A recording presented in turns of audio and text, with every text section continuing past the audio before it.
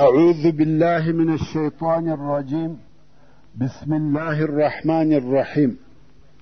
إن الحمد لله نحمده ونستعينه ونستغفره ونعوذ بالله من شرور أنفسنا وسيئات أعمالنا. من يهده الله فلا مضل له ومن يضلل فلا هادي له، وأشهد أن لا إله إلا الله وحده لا شريك له، وأشهد أن محمدا عبده ورسوله صلى الله عليه وآله وسلم تسليما كثيرا. أما بعد، د سرور کائنات صلی الله علیه و آله وسلم ژوند. محترم ورونو، زموږ قصه دې ځای ته رارسېدلې وه د مکې مکرمې پر طرف رهیسو، تر څو چې وادي نخله ته ورسېدی او هلته یې څو ورځې تېرې کړې.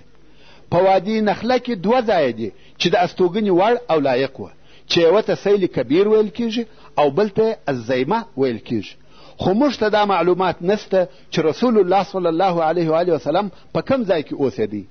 په دغه وخت کې چې رسول الله صلی الله علیه و آله وسلم دلته اوسېدی، الله عز وجل د پیرانانو یوه ډله ورته راولېږل چې د رسول الله صلی الله علیه و آله وسلم څخه قرآن مجید واوري. او دغه د پیرانانو واقعه الله عز وجل په قرآن کریم کې دوه ځایه ذکر کړې ده. الله عز وجل د سورة الاحقاف په 90 دېرش او 31 نمبر آیاتو کې فرمایي: وَإِذْ صَرَفْنَا إِلَيْكَ نَفَرًا مِنَ الْجِنِّ يستمعون القرآن فلما حضروه قالوا أنصتوا فلما قضي ولوا إلى قومهم منذرين. یعنی یا محمد صلی الله علیه و آله وسلم، هغه وخت په یاد که کوم چې موږ تاته د پیرانانو یوه ټولۍ در وګرځول، یعنی درته راموستل چې قرآن مجید ته یې غوږ نیوی. کم وخت چې دوی دغه د قرآن اورېدلو ته حاضر سوه، دوی په خپل منځ کې سره وویل چپ سئ. کم وخت چې د قرآن مجید تلاوت پای ته ورسېدی، بیرته خپل قوم ته په داسې حال کې وګرځېده چې خپل قوم یې د عذابه څخه بیراوه. قالوا یا قومنا انا سمعنا كتابا انزل من بعد موسى مصدقا لما بين يديه يهدي الى الحق والى طريق مستقيم.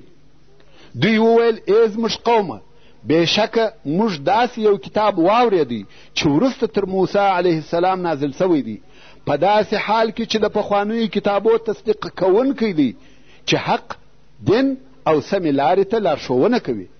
یا قومنا اجیبوا داعی الله وآمنوا به یغفر لکم من ذنوبکم ویجرکم من عذاب علیم. ای زموږ قومه، د هغه چا خبره قبوله کوي چې د الله و طرف ته مبولي او پر هغه ایمان راوړي چې الله به تاسې ته ستاسې ګناهونه در وبخشي او تاسې به د دردناک عذابه څخه خلاص کړي. همدارنګه د سورة الجن اولني 15 آیاته په دغه باره کې نازل سوي دي چې پیرانانو د رسول الله صلی الله علیه و آله وسلم څخه قرآن مجید واورېدی. الله عز وجل فرمایي: قل اوحي إلي أنه استمع نفر من الجن قالوا إنا سمعنا قرآنا عجبا. یعنی ای محمد صلی الله علیه و آله وسلم، دوی ته ووایه چې ما ته وحی راغلی چې بېشکه زما د قرآن مجید ویل د پیرانانو یوې ډلې واورېده. کم وخت چې دوی هغه خپل نور قوم ته ورغله، ورته ویې ویل بېشکه موږ په فصاحت او بلاغت کې یو عجیب قرآن واورېدی، یهدی الی الرشد فآمنا به ولن نشرک بربنا احدا. داسې قرآن چې حق او ایمان ته لارښوونه کوي، نو موږ پر هغه قرآن ایمان راوړي او پس له ننه څخه به بل هیڅوک د خپل رب سره شریک نکو. وانه تعالی جد ربنا ما اتخذ صاحبة ولا ولدا.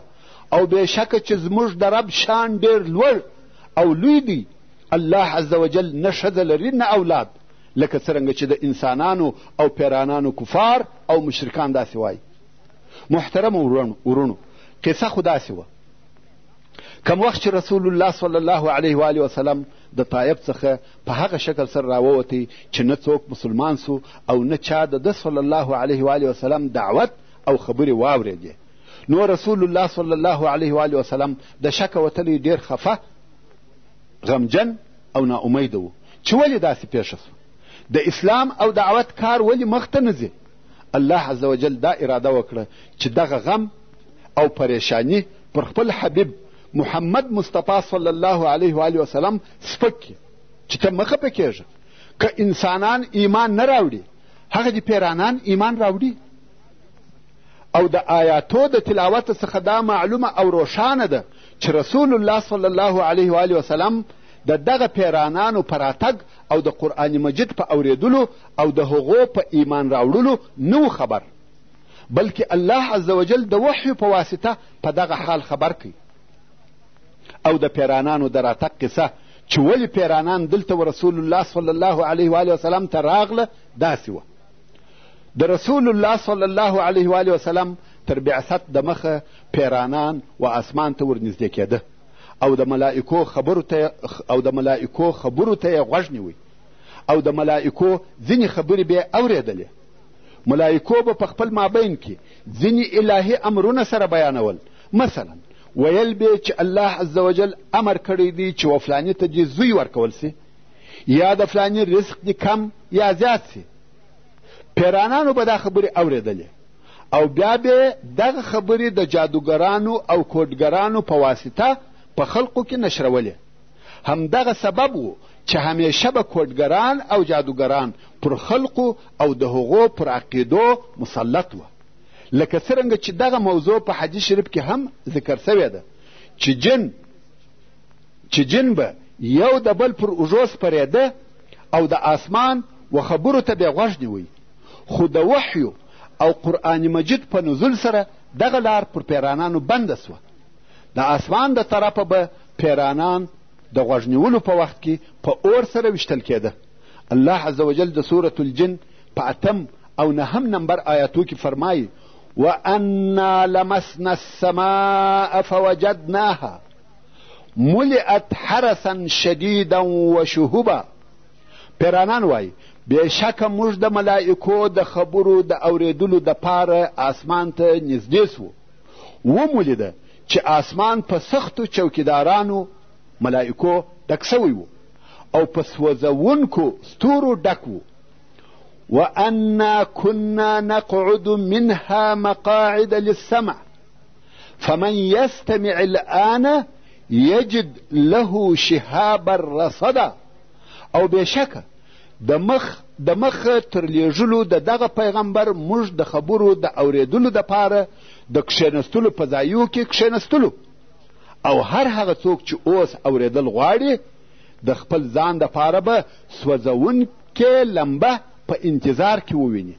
یعنی اوس چې موږ و آسمان ته ورنږدې سوو نو هلته مو ولیده چې ډېرې سختې جنګي پیرې درېدلې دي چې هیڅ یو شیطان هم نه پرېږدي چې غیبي او آسماني خبرې واوري، او هر هغه شیطان چې د اورېدلو اراده ولري پر هغه اور اوریږي. او تر دې د مخه دونه سختي او ساتنه نه وه. کم وخت چې دغه د غوږ نیولو لار پر پیرانانو بنده سوه نو هغه مشرانو یې امر وکړي چې ولاړ سئ په مځکه کې وګرځئ، وګورئ چې څه پیښه ده. خامخا یو شی پیښ سوی دی چې زموږ د اورېدلو لار بنده ده. نو د پیرانانو یوه ډله دلته تېرېده او ویلې ده چې رسول الله صلی الله علیه و آله وسلم قرآن مجید وایي. نو پر راټول سو او غوږ یې ورته ونیوی او بیا خپل قوم ته ولاړه دغه حال او خپل اسلام یې ورته ووایه، لکه د مخه آیاتو په ترجمه کې چې درته وویل سو. خو رسول الله صلی الله علیه و آله وسلم ته د پیرانانو راتګ او د قرآن مجید اورېدل یو وار نه دي پېښ سوي، بلکې په وروسته کې نور هم څو واره پېښ سوي دي. یو وخت رسول الله صلی الله علیه و آله وسلم تر مکې مکرمې د باندې د عبادت کولو دپاره ووتی او عبدالله ابن مسعود رضی الله تعالی عنه ورسره ملګری و. رسول الله صلی الله علیه و آله وسلم و عبدالله ابن مسعود رضی الله تعالی عنه ته وویل ته دلته کښېنه او تر څو زه درته ونه وایم ته د دغه ځای څخه مه ښوره. رسول الله صلی الله علیه و آله وسلم لږ ګوښه ولاړی او عبدالله ابن مسعود رضی الله تعالی عنه یې د دغه ځای څخه څارنه او مراقبت کوي. رسول الله صلی الله علیه و آله وسلم هلته لرې پر لمانځه ودرېدی او قرآن مجید په لوړ آواز وایي. په دغه وخت کې د پیرانانو یوه ډله ورته راغله. عبدالله ابن مسعود رضی الله تعالی عنه هلته ناست دی او ورته ګوري.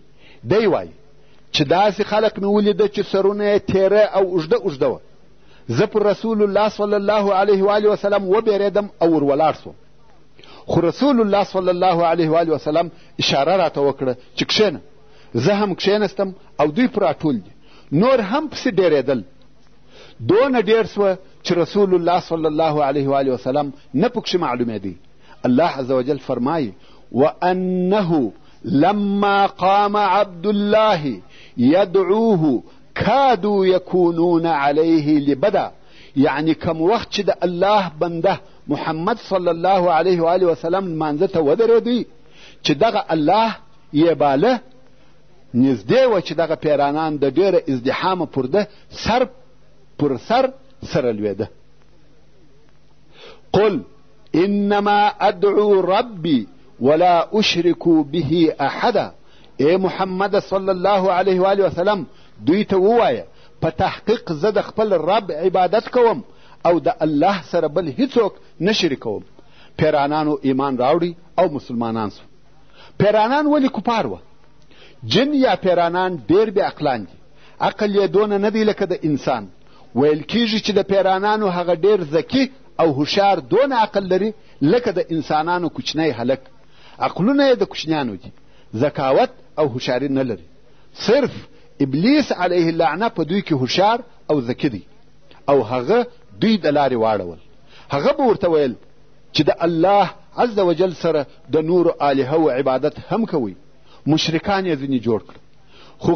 خو کم وخت چې په حق خبر سوه ایمان یې راوړي. الله عز وجل د دوی قول راته بیانوي او فرمایي وأنه كان يقول سفيهنا على الله شططا. او پیرانانو خپل قوم ته وویل چې بېشکه زموږ ناپوه ابلیس پر الله لوی او د حق لرې خبرې کولې. او چې بیا پیرانانو ته وویل سوه چې تاسې ولې د هغه خبرې منلې، دوی وایي وأنا ظننا أن لن تقول الإنس والجن على الله كذبا. وأنا ظننا أن لن تقول الإنس والجن على الله كذبا. او بېشکه موږ دا ګمان کاوه چې هیڅکله به انسانان او پیرانان پر الله درواغ نه وایي. څرنګه چې پیرانان کم عقله دي، دا خیال یې نه کاوه چې پر الله عز وجل دې څوک درواغ ووایي. او د ابلیس علیه اللعنه خبره یې ومنل. کم وخت چې و دوی ته وویل سوه چې د الله جل جلاله سره نور الهه هم سته، دوی د هغه خپلې کم عقلۍ په سبب دا خبره ومنل او دغه پیرانانو د کفارو او کوډګرانو سره د هغو په ځینو کارو کې مرسته او کومک کاوه او کوډګرانو هم د دوی څخه کومک غوښتی. الله عز وجل فرمایي وأنه كان رجال من الإنس يعوذون برجال من الجن فزادوهم رهقا. او بېشکه چې وه ډېر سړي د انسانانو چې پناه یې غوښته د پیرانانو په سړیو، نو دغو انسانانو د دغو پیرانانو سرکشي نوره هم ورزیاته کړه. د جن او د هغو د کارو په متعلق ډېر آیاتونه سته. مقصد دا چې په دغه وخت کې د قرآن مجید په اورېدلو ډېرو پیرانانو ایمان راوړي او مسلمانان سو.